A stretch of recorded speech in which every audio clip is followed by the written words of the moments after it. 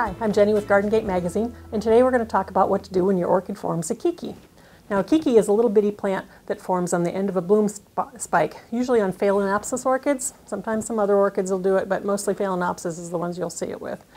And it frequently happens when your plant is under a little bit of stress, or it's just going to propagate that way. So what we're going to do is we're going to take off these clips that hold that flower spike up, and we'll take out that stake. And as you can see, you've got the green flower spike and the little orchid growing right there.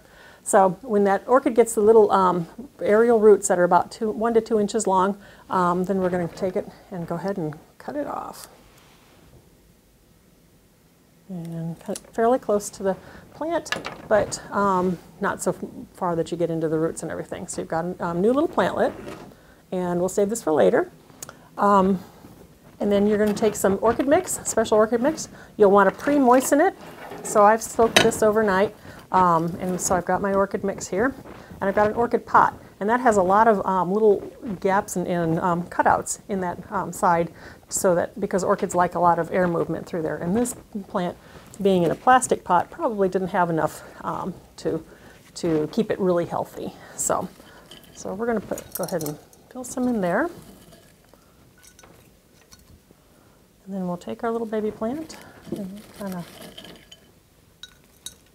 fill in around. It's kind of a messy job.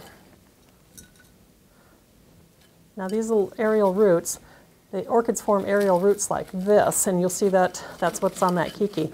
We're going to cover them in this when we plant it, but don't be surprised if some of them come out or come out through the holes in the side, because that's just what orchids do. And we want to make sure that the crown is right at the soil level. And you can pack it in a little bit. We're going to tuck those little roots in. And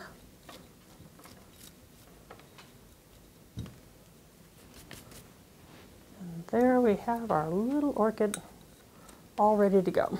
And then we'll just water that as needed, put it in a lot of bright sunlight, and that little guy will take right off. And then we will probably just pull the mama plant out, take off any old dead roots that it has, and repot that too. But that's what you do when your orchid forms a keiki. Hi, I'm Jack from Garden Gate Magazine. I hope you enjoyed our video. Be sure to check out our YouTube channel and press the bell to get notified each time we upload a new video.